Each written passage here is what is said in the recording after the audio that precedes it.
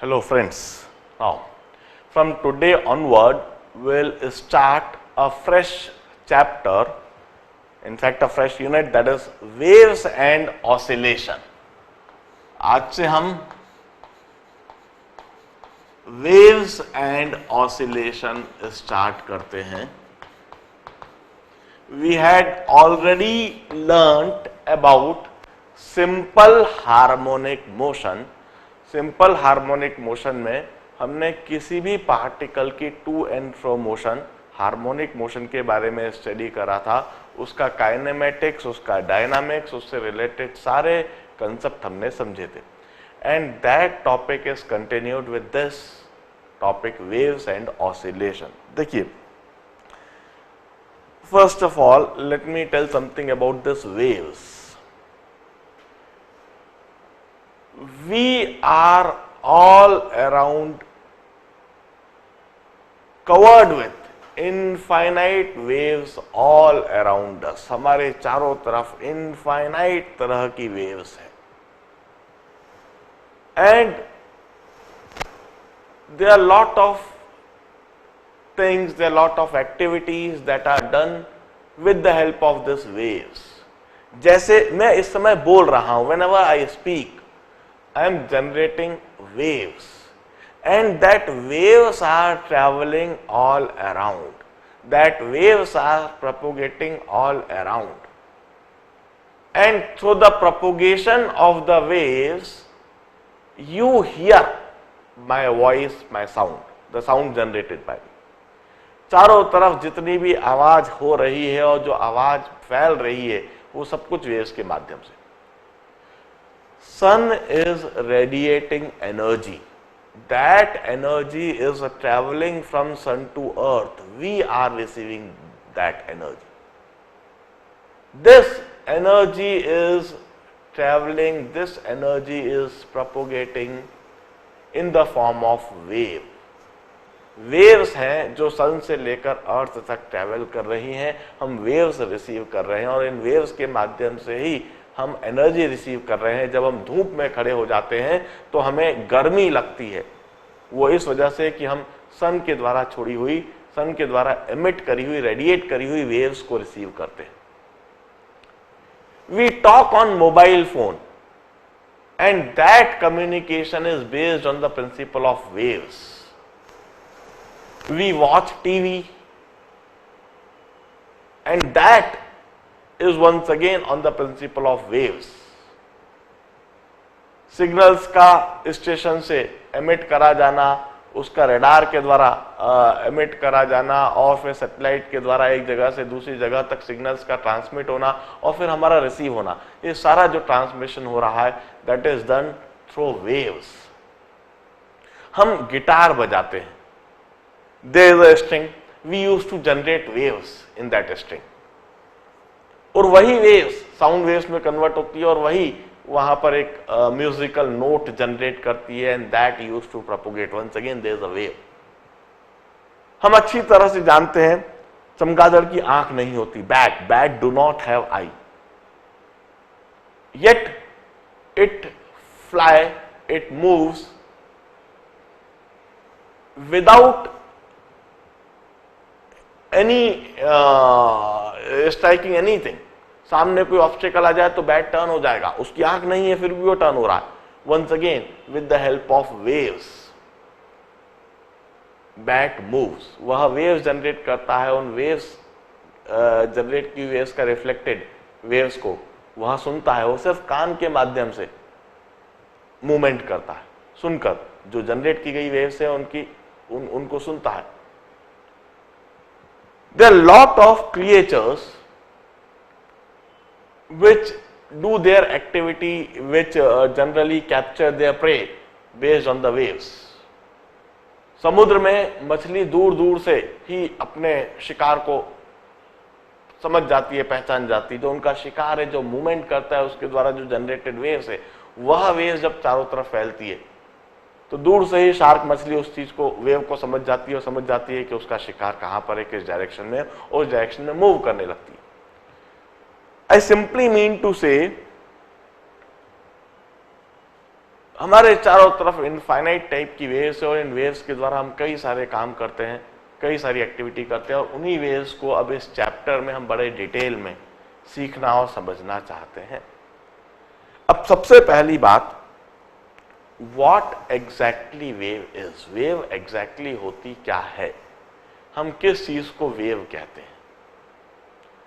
जैसे एक तालाब है, तालाब में पानी भरा हुआ है, वह बिल्कुल शांत है, वह बिल्कुल स्थिर है, उसमें किसी तरह की कोई गतिविधि नहीं है, कोई हलचल नहीं है, there is no type of movement on the surface of the lake. अब हम क्या करते हैं, किनारे पर हम खड़े हैं, एक पत्थर उठाते हैं और पत्थर उठा के उस तालाब में फेंक देते हैं। जैसे ही वह पत्थर गिरता है, इमेजिन दैट सीन, जहां वह पत्थर गिरा वहां से वेव्स, लहरें जनरेट होती है, उत्पन्न होती हैं और चारों तरफ फैलती है। लहरें वहां से उत्पन्न होकर चारों तरफ फैलती है। वी यूज्ड टू से waves are generated from that point and that waves travel, that waves propagate all around the surface of the lake. इस तरह से तालाब का पानी जब बिल्कुल शांत है और इस जगह पर आपने पत्थर गिराया तो इस जगह से तालाब के सरफेस पर रेडियली आउटवर्ड इस तरह से वेव्स चारों तरफ प्रोपोगेट होती जाती है। We used to say that this point is the source. यह पॉइंट वेव्स का सोर्स है और इस सोर्स से वेव्स जनरेट हो रही है और रेडियली आउटवर्ड चारों तरफ बह रही है। This is wave generation and wave propagation. अब एग्जैक्टली हम इस जगह पर समझना चाहते हैं कि एग्जैक्टली हो क्या रहा है। फॉर एग्जाम्पल, यह कोई रिजिड सपोर्ट है और इस रिजिड सपोर्ट से एक रस्सी बंधी हुई है और इस रस्सी का दूसरा सिरा मैंने अपने हाथ में पकड़ लिया। यह एक रिजिड सपोर्ट, इस रिजिड सपोर्ट से रस्सी बांधी और रस्सी का दूसरा सिरा मैंने अपने हाथ में पकड़ लिया and then I start giving this type of motion to the end of the rope. इस तरह से रस्सी के इस सिरे पर मैं इस तरह से मोशन देने लगता हूं और what I will observe is, जब मैं इस तरह की मोशन रस्सी के सिरे पर दे रहा हूं, we used to say I am generating some wave और यह जो वेव है यह इस रस्सी की लेंथ के अलोंग आगे ट्रेवल करती चली जाएगी। अभी मैंने यह डिस्टेंस ऐसे दिया है, कुछ समय के बाद यह इस तरह से सिचुएशन दिखाई देगी। यह वेव मैंने जनरेट करी है और यह जनरेटेड वेव, मेरे द्वारा generated wave, I am the source here, I am generating that wave. मैं इस तरह से मूव करवा के वेव जनरेट करवा रहा हूं और वह वेव इस रस्सी की लेंथ के अलोंग आगे बढ़ रही है। वी यूज्ड टू से in this situation waves are being generated and that waves are being propagated, that waves are traveling। अब इन जगह पर हम समझना चाहते हैं कि waves exactly है क्या। For example, when I speak, जब मैं बोलता हूं मैं साउंड वेव जनरेट करता हूं, मेरी वोकल कॉर्ड में मैं साउंड वेव जनरेट करता हूं और मेरे द्वारा जनरेट की गई साउंड वेव चारों तरफ फैलती है। तो एग्जैक्टली मैं क्या जनरेट कर रहा हूं, क्या चीज चारों तरफ फैल रही है, एग्जैक्टली वेव क्या होती है, इस बात को हमें समझना है। देखिए, मैं सबसे पहले इसी एग्जाम्पल को लेता हूं, waves on the surface of lake. Waves on the surface of lake. Generate करने का क्या तरीका है? शांत और स्थिर तालाब में आपने पत्थर फेंका। अब जब आप शांत और स्थिर तालाब में पत्थर फेंकते हो और वहां पर वेव जनरेट होती है और चारों तरफ बहती है, तो पहली बार में आपको क्या इल्यूजन होता है, आपको क्या भ्रम होता है? दैट इज, आपको ऐसा लगता है जैसे कि जिस जगह पर पत्थर आपने फेंका, जिस जगह पर पत्थर गिरा, उस जगह से पानी बाहर निकल रहा है सरफेस पर और वह पानी चारों तरफ बह रहा है, ऐसा आपको इल्यूजन होता है, ऐसा आपको भ्रम होता है, ऐसा आपको लगता है। मगर क्या वाकई में पानी वहां से इमर्ज होकर, वहां से स्पिल ऑफ होकर चारों तरफ बह रहा है? क्या वाकई में ऐसा है? नहीं, वाकई में ऐसा नहीं है। तो फिर क्या है? इस बात को समझने के लिए हम एक एक्सपेरिमेंट करते हैं। उसी तालाब में हम एक एक्सपेरिमेंट करते हैं। हम एक टेनिस बॉल लेते हैं।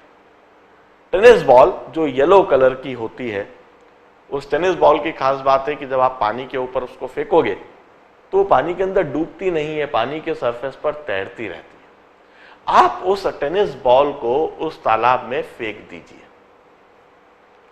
उस टेनिस बॉल को तालाब में फेंक दीजिए, वहां तालाब में जाके गिरेगी और सरफेस के ऊपर तैरने लगेगी। आप 2-4 मिनट का इंतजार कीजिए जब तक कि तालाब फिर वापस दोबारा पूरी तरह से शांत और स्थिर नहीं हो जाता। वहां पर टेनिस बॉल इस जगह पर है। This is that tennis ball जो आपने वहां पर फेंकी है और जो तालाब के सरफेस पर तैरती हुई आपको दिखाई दे रही है। अब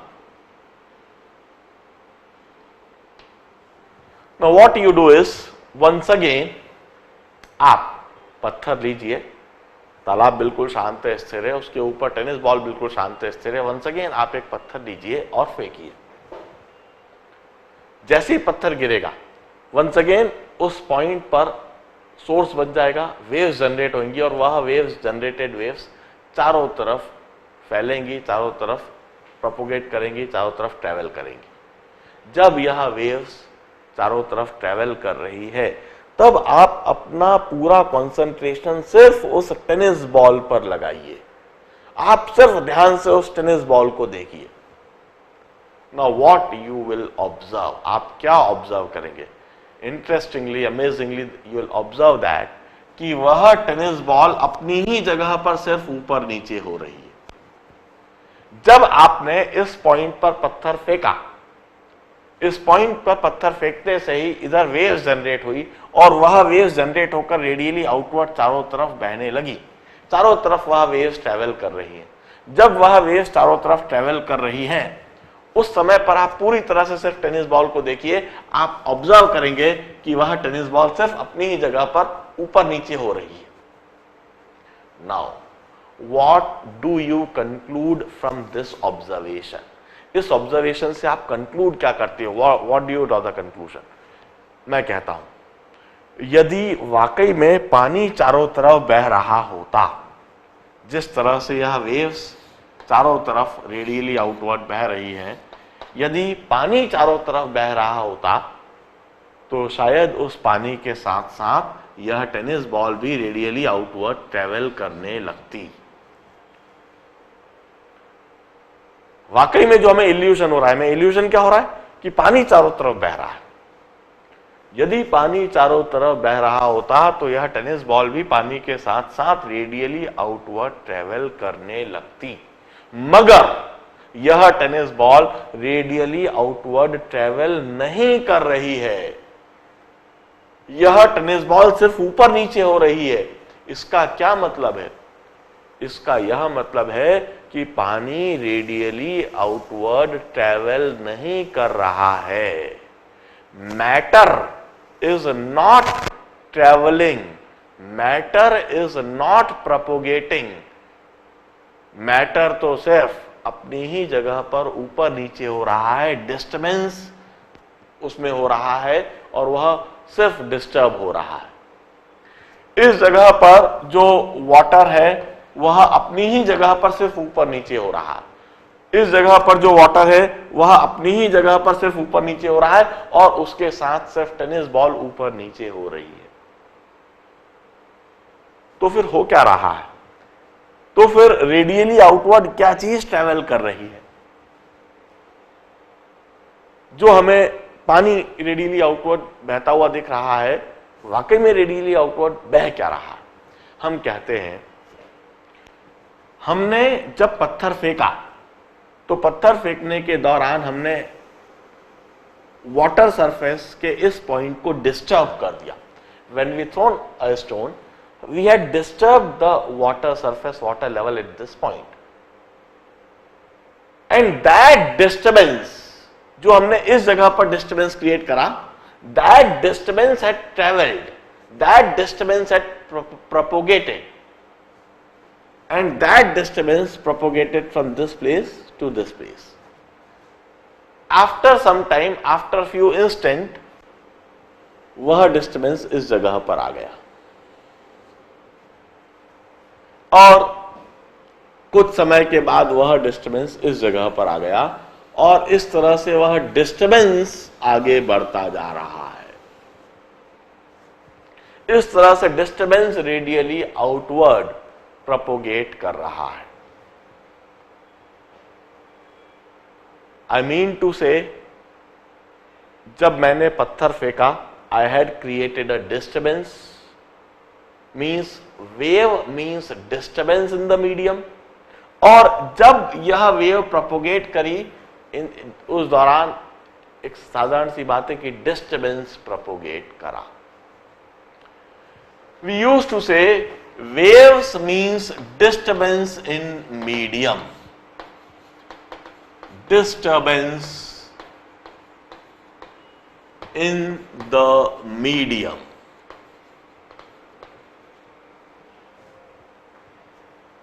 And wave propagation means, wave propagation का मतलब होता है propagation of disturbance in medium. Propagation of disturbance in the medium.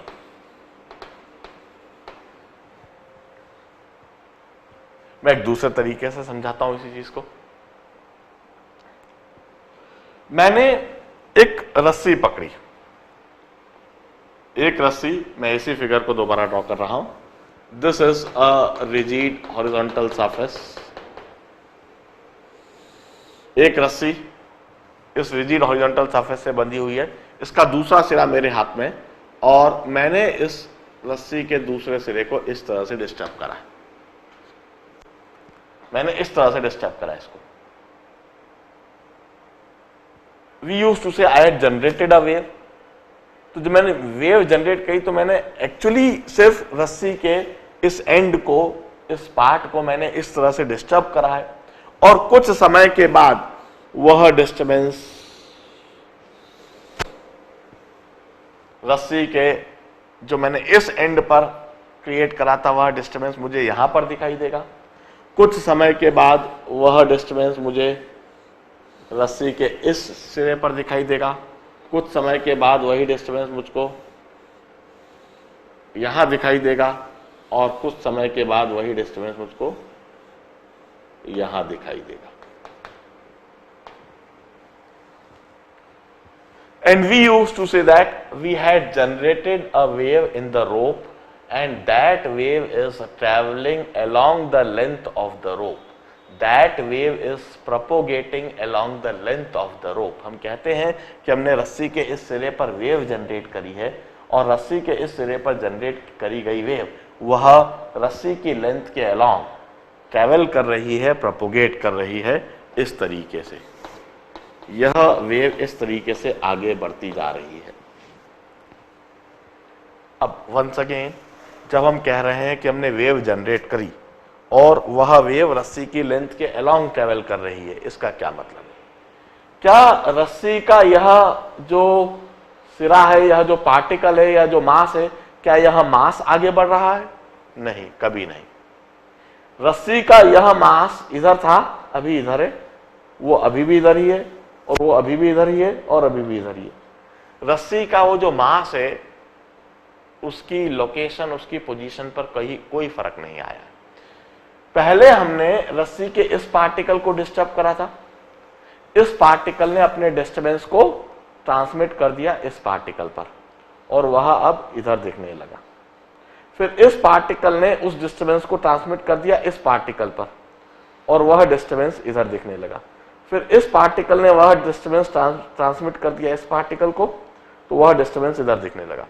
इसका मतलब हमने रस्सी के सिर्फ इस सिरे को थोड़ा डिस्टर्ब करा है और वह डिस्टर्बेंस पार्टिकल एक से दूसरे को ट्रांसमिट करते जा रहे हैं, और पार्टिकल जो डिस्टर्बेंस को ट्रांसमिट कर रहे हैं वह डिस्टर्बेंस इस तरह से आगे बढ़ता जा रहा है, डिस्टर्बेंस इस तरह से प्रोपोगेट करता जा रहा है, और उस डिस्टर्बेंस के प्रोपोगेशन को ही हम वेव प्रोपोगेशन कह रहे हैं।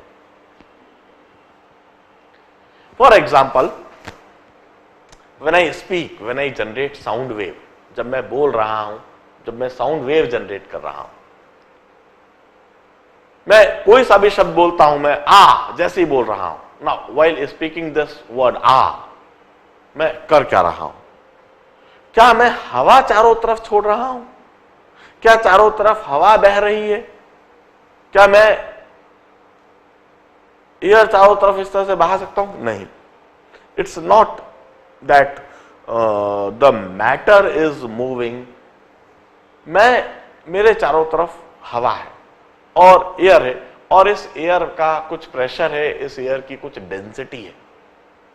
मैं बोलते समय अपनी वोकल कॉर्ड में, अपने गले में उस एयर के प्रेशर को डिस्टर्ब करता हूं, मैं उस एयर की डेंसिटी को डिस्टर्ब करता हूं। कभी मैं एयर प्रेशर को बढ़ा देता हूं और कभी मैं एयर प्रेशर को कम कर देता हूं। जब मैं ई बोल रहा हूं तब मैं एयर प्रेशर को बढ़ा दे रहा हूं, और जब मैं आ बोल रहा हूं तब मैं एयर प्रेशर को कम कर दे रहा हूं। इस तरह से अलग अलग तरीके से एयर के प्रेशर को कम ज्यादा करने पर मैं अलग अलग तरह के वर्ड्स, अलग अलग तरह के सिलेबल्स जनरेट करता हूं। और खास बात, जब मेरे द्वारा बोली गई है जो आवाज है, साउंड है, चारों तरफ प्रोपोगेट करी है, इसका मतलब क्या है? वो जो एयर के अंदर प्रेशर है, उस प्रेशर को जब मैं बढ़ा रहा हूं, प्रेशर को जब हम बढ़ाते हैं तो उसको कंप्रेशन कहते हैं। वो जो कंप्रेस्ड एयर है, वो जो कंप्रेशन है, वो कंप्रेशन चारों तरफ प्रोपोगेट करता है। अभी मैं मेरे पास की एयर कंप्रेस कर रहा हूं, कुछ समय के बाद आगे की एयर कंप्रेस हो जाएगी, कुछ समय के बाद और आगे की एयर। इस तरह से वो जो कंप्रेशन वाला जोन है, जो कंप्रेशन इन एयर है, वह चारों तरफ प्रोपोगेट करता है।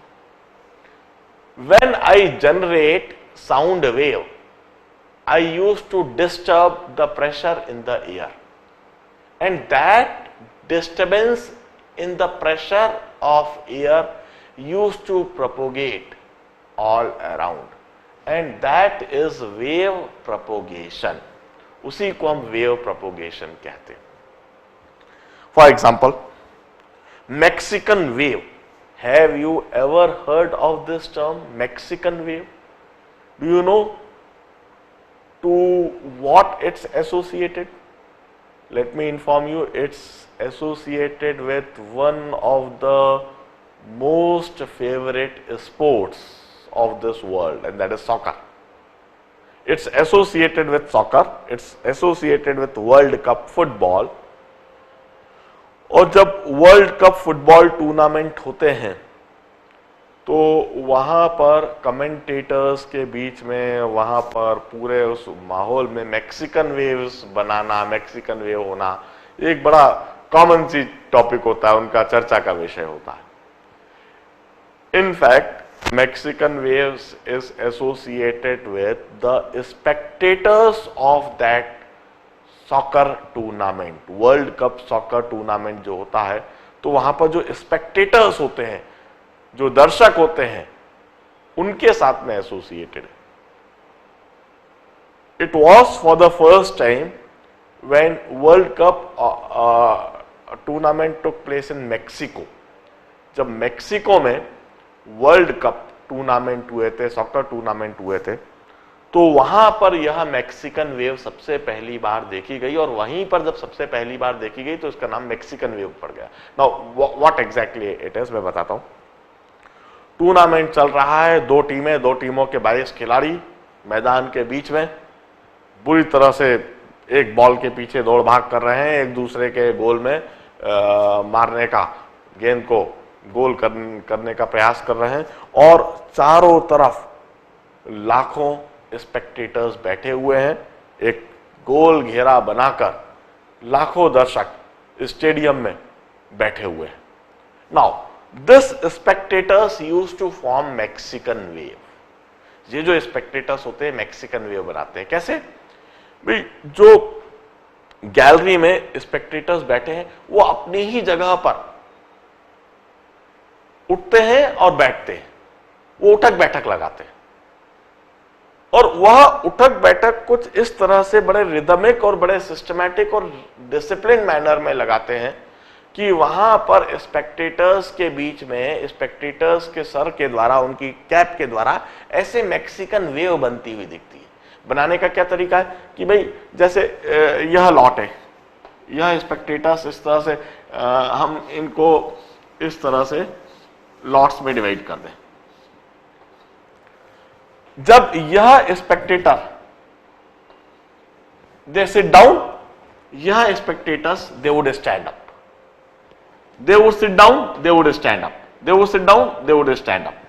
अब अल्टरनेट तरीके से यह स्पेक्टेटर्स बैठेंगे, यह खड़े होंगे, फिर यह बैठेंगे, फिर यह खड़े होंगे, यह बैठेंगे, खड़े होंगे, और फिर अगले सेकेंड यह बैठ जाएंगे और यह खड़े हो जाएंगे, यह बैठ जाएंगे, यह खड़े हो जाएंगे। इस तरह से अल्टरनेट तरीके से ये down up up down, down up down, down up down, ये अप डाउन सिर्फ अपनी जगह पर उठक बैठक लगाएगी। और बस इस तरह से कि जब यह लॉट बैठा है तो यह लॉट खड़ा होगा, और जब यह लॉट खड़ा है तो यह लॉट बैठा होगा। जब इस तरह से वो कॉन्स्टेंटली ऊपर नीचे होते रहेंगे तो वहां पर पूरी दर्शक दीर्घा में, जो पूरे गैलरी में, ऐसा लगेगा जैसे कि यह सारे स्पेक्टेटर्स वेव्स के माफिक आगे की तरफ बह रहे हैं, और उसे हम कहते हैं Mexican wave. Generally world cup soccer tournament होता है तो स्पेक्टेटर्स अपने डिसिप्लिन को बताने के लिए, किसी how disciplined we are, how rhythmic, how understanding we are, पूरे दर्शकों में एक दूसरे के साथ में इतना अच्छा सामंजस्य बताने के लिए वह इस तरह की मैक्सिकन वेव बनाने की कोशिश करते हैं। और जहां पर यह मैक्सिकन वेव बनती हुई दिख जाए तो बिल्कुल वहां पर मान लिया जाता है कि this spectators are great spectators, great audience, they are disciplined, they are well coordinated, ये एक दूसरे के साथ बहुत ही अच्छा तालमेल रख रहे हैं। Once again, this is Mexican wave. अब इस मैक्सिकन वेव में हो क्या रहा है? मैक्सिकन वेव के दौरान ऐसा लगता है जैसे कि स्पेक्टेटर्स इधर से उधर मूव कर रहे हैं, मगर क्या वाकई में स्पेक्टेटर्स मूव कर रहे हैं? नहीं, कोई भी स्पेक्टेटर मूव नहीं कर रहा है। स्पेक्टेटर सिर्फ अपनी ही जगह पर उठक बैठक लगा रहा है। मतलब स्पेक्टेटर, जो भी ऑडियंस है, वो सिर्फ डिस्टर्ब हो रहे हैं, अपनी ही जगह पर डिस्टर्ब हो रहे हैं, ऊपर नीचे हो रहे हैं, और उनका जो डिस्टर्बेंस है वहां प्रोपोगेट हो रहा है। पहले यह डिस्टर्ब हुआ, यह लॉट डिस्टर्ब हुआ, उसके बाद यह लॉट, उसके बाद यह लॉट, उसके बाद यह लॉट, इस तरह से एक एक करके लॉट अपना डिस्टर्बेंस आगे की तरफ ट्रांसमिट करते जाते हैं, अपना डिस्टर्बेंस को प्रोपोगेट करते जाते हैं। In short we used to say wave means disturbance in the medium and wave propagation means propagation of disturbance in the medium. अब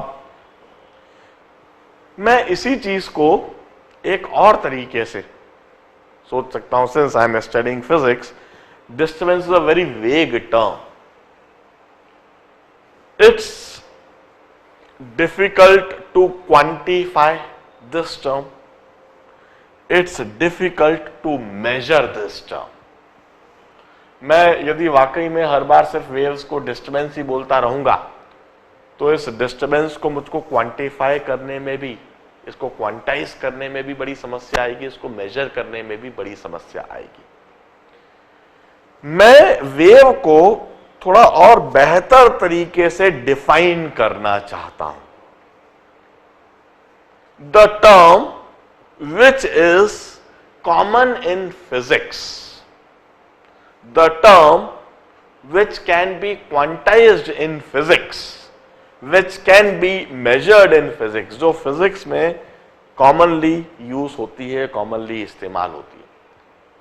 and I will use the term that is energy. मैं इसी चीज को energy के terms में देखता हूं। जरा देखिए, जब मैंने तालाब में पत्थर फेंका और पत्थर फेंकने से इस पॉइंट पर वेव जनरेट हुई और वह वेव चारों तरफ बही, तो एग्जैक्टली मैंने क्या करा है? मैं कहता हूं पत्थर फेंकते समय मैंने पत्थर के द्वारा इस पॉइंट पर, तालाब के इस सरफेस पर एनर्जी डाल दी। I had added some energy into it.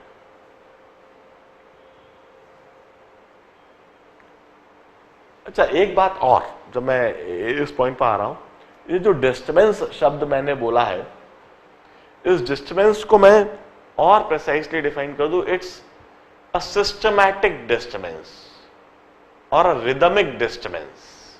मैं इधर यह वर्ड ऐड कर देता हूं, अ सिस्टमैटिक और डिफाइंड डिस्टर्बेंस। ये जो डिस्टर्बेंस है, यह रैंडम डिस्टर्बेंस नहीं होना चाहिए। रैंडम डिस्टर्बेंस कभी भी वेव जनरेट नहीं करती। मतलब मैं रस्सी को एक बड़ा सिस्टमैटिक रिदमिक तरीके से डिस्टर्ब करूंगा तो वह वेव जनरेट करेगी। यह नहीं कि कभी मैं चाहे जैसे इस रस्सी को हिला डुला रहा हूं। तो खास बात आगे जाकर हम समझेंगे कि वो भी वेव तो होती है, मगर सम ऑफ नंबर ऑफ वेव्स कहलाने लगती है। हम एक सिस्टमैटिक तरीके से, एक डिफाइंड तरीके से डिस्टर्बेंस जनरेट करें और वो सिस्टमैटिक और डिफाइंड तरीके से जनरेट करा गया डिस्टर्बेंस वह प्रोपोगेट करे, तो उसे हम वेव कहते हैं। एनीवे, मैं जो दूसरा बता रहा था, when I dropped a stone on the surface of the lake, उस समय पर मैंने करा क्या है? मैंने लेक सरफेस के इस पॉइंट पर एनर्जी ऐड कर दिया। I had inserted, I had injected lot of energy into the water surface through that stone. मैंने एनर्जी स्टोन में डाली फेंकते समय, अपनी एनर्जी मैंने काइनेटिक एनर्जी के रूप में स्टोन में डाल दी। वह एनर्जी पोटेंशियल एनर्जी और फिर दोबारा काइनेटिक एनर्जी में कन्वर्ट होते हुए जैसे ही वह पानी से टकराई, तो उस पत्थर ने ढेर सारी अपनी एनर्जी इस वाटर सरफेस में डाल दी और पत्थर के द्वारा डाली गई वह जो एनर्जी है, वह एनर्जी इधर से इधर ट्रांसमिट हो गई, फिर वह एनर्जी इधर से इधर ट्रांसमिट हो गई और इस तरीके से वह एनर्जी चारों तरफ ट्रेवल करती जा रही है, प्रोपोगेट करती जा रही है, ट्रांसमिट होती जा रही है। मैं वेव को इस तरीके से भी विजुअलाइज कर सकता हूं। Wave means energy in the medium. Waves also means energy in the medium. जैसे जब मैं रस्सी के इस सिरे को पकड़े हुए हूं और रस्सी के इस सिरे को पकड़ के ऐसे डिस्टर्ब कर रहा हूं, तो उस डिस्टर्बेंस के दौरान मैं वाकई में कर क्या रहा हूं?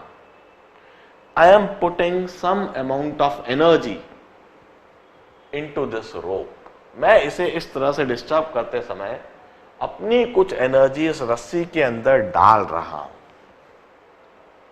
और वह एनर्जी जो मैंने रस्सी के अंदर इस पॉइंट पर डाली, इस पॉइंट पर मैंने रस्सी के अंदर एनर्जी डाली, रस्सी के इस पार्टिकल ने अपनी वह एनर्जी अगले पार्टिकल को ट्रांसमिट कर दी और वह एनर्जी अब इस पार्टिकल के पास में आ गई। इस पार्टिकल ने अपनी एनर्जी अगले पार्टिकल को ट्रांसमिट कर दी और वह एनर्जी इस पार्टिकल के पास आ गई। इस तरीके से रस्सी के पार्टिकल उस एनर्जी को आगे ट्रांसमिट करते जा रहे हैं और वह एनर्जी आगे प्रोपोगेट करती जा रही है, आगे बढ़ती जा रही है और उसी को हम वेव कहते हैं। For example, when I generate sound wave, I used to put some energy into air medium in the form of compression, in the form of decreased pressure, we call it rarefaction. हम air particles में, air के अंदर कुछ energy डाल दे रहे हैं और वह एनर्जी चारों तरफ ट्रेवल कर रही है. So wave also means energy in the medium, and wave propagation means it also can be defined as propagation of energy into the medium.